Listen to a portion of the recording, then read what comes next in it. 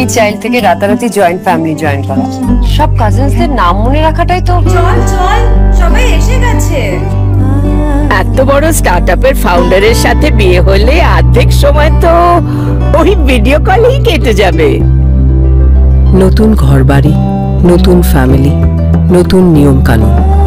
বিয়ের পর অনেক কিছু পাল্টে যায়, কিন্তু শুধু আমার জন্য কেন?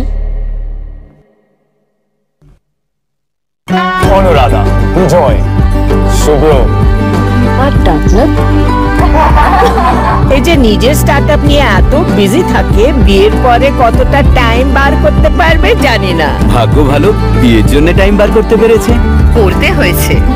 নতুন জীবন শুরু করার দায়িত্ব কিছুটা আমার, কিছুটা আমাদের। ঐতিহ্যকে ধরে চলি, নতুন গল্প লিখে চলি। আমরা রিভার কোণে, আমরা বাংলার ঐশানী। যে কোনো ধরনের ইন্স্যুরেন্সের জন্য আপনারা মিস্টার কিষণ কুমার अग्रवाल के 9831278158 নম্বরে যোগাযোগ করতে পারেন। 24/7 ताजा समाचार के पाठकों के लिए मेरी तरफ से हार्दिक शुभकामनाएं। 24/7 তাজা সমাচার সমস্ত দর্শককে জানাচ্ছি আন্তরিক শুভেচ্ছা।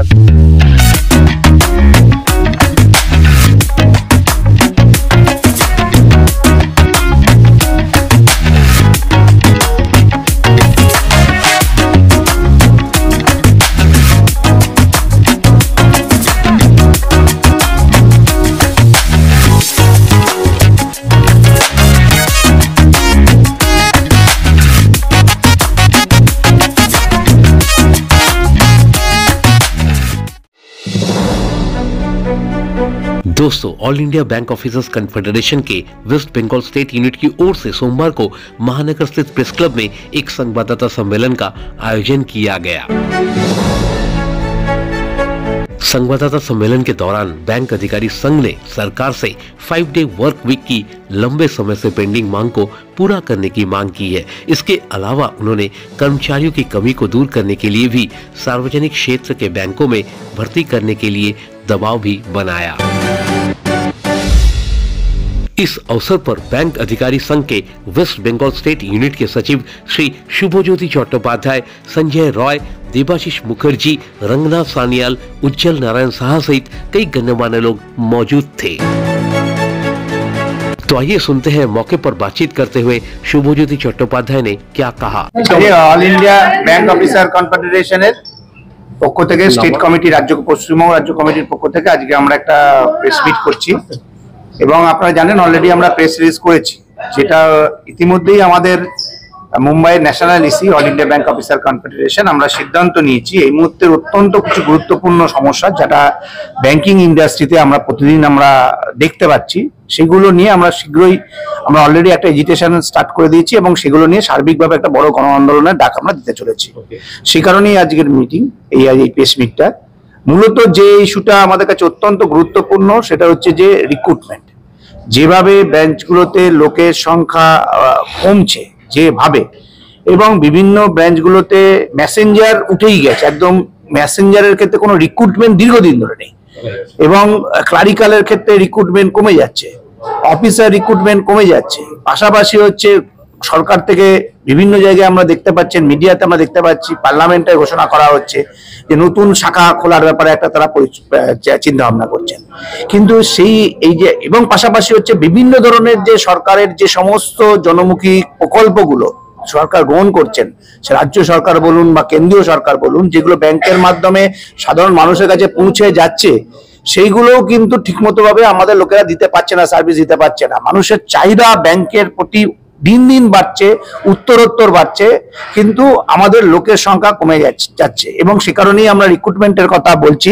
এই রিক্রুটমেন্ট না হওয়ার ফলে অফিসারদের ওয়ার্ক লাইফ ব্যালেন্স অত্যন্ত ব্যাহত হচ্ছে, লোকেদের মধ্যে, ব্যাংকের অফিসার কর্মচারীদের মধ্যে একটা সুইসাইড প্রবণতা, আত্মহত্যার প্রবণতা বাড়ছে, ডিপ্রেশনের সংখ্যা বাড়ছে।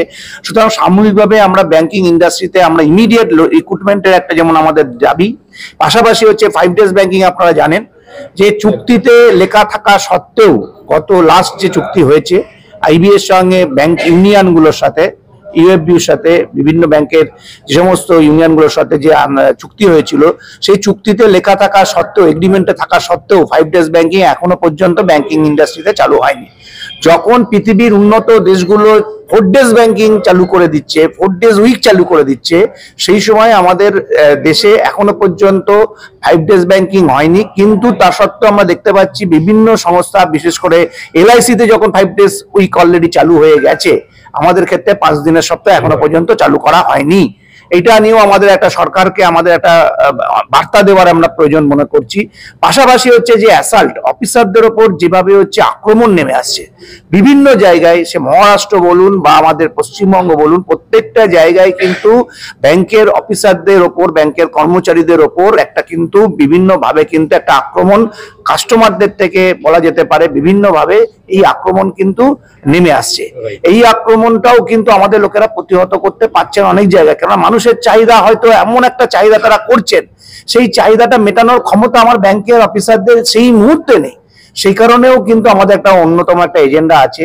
DFS এর বারবার করে ব্যাংকিং বিষয়ে তারা তাদের যে দেখতে পাচ্ছি যে বিভিন্ন বিষয়ে তারা হচ্ছে ঢুকে পড়ছে, অনাধিকার চর্চা হচ্ছে অনেক জায়গায় দেখা যাচ্ছে। তার ফলে IR ইস্যু, ইন্ডাস্ট্রিয়াল রিলেশন, এই ইস্যু কিন্তু বারবার করে ব্যাহত হচ্ছে। পাশাপাশি হচ্ছে যেভাবে হচ্ছে আমাদের থার্ড পার্টির ওপর নির্ভরতা বাড়ছে, আউটসোর্সিং বলুন, কন্ট্রাকচুয়াল লেভেল বলুন, এই ধরনের যে সমস্ত, তার ফলে কিন্তু ব্যাংকের যে সিকিউরিটি যে আছে সেই সিকিউরিটিরও কিন্তু একটা বড় ধরনের থ্রেট আসছে। অনেক ডেটা, সাধারণ মানুষের গোপনীয় যে তথ্য ব্যাংকে থাকার কথা, সেই খবর কিন্তু বাইরে বেরোচ্ছে। সুতরাং সামগ্রিকভাবে কিন্তু ব্যাংকের যে অবস্থাটা, ব্যাংকের যে অবস্থা চলছে এখন, সেই সম্পর্কে সরকারকে আগাম একটা জানান দেবার জন্য আমরা একটা আজকে এজিটেশন কল আমরা অলরেডি শুরু হয়ে গেছে। অলরেডি আমাদের কমরেড সঞ্জয় দাস রয়েছেন, অল ইন্ডিয়া ব্যাংক অফিসার কনফেডারেশনের প্রাক্তন সম্পাদক, এবং এই মুহূর্তে ব্যাংক অফ ইন্ডিয়ার ইস্টার্ন রিজিয়নের হচ্ছে উনি সাধারণ সম্পাদক। তিনিও কিন্তু আমরা একটা করেছিলাম, তার নেতৃত্বে আমরা একটা সাবেক এই টুইটার, বর্তমানে এক্স, আমরা একটা ইয়ে করেছিলাম, এবং সেখানেও কিন্তু সেদিনকে সারা ভারতবর্ষ জুড়ে কিন্তু আমাদেরটা কিন্তু একটা খুব বহুল পরিমাণে কিন্তু মানুষের মধ্যে সাড়া পড়েছে। এইগুলো একটা এজিটেশনের পার্ট।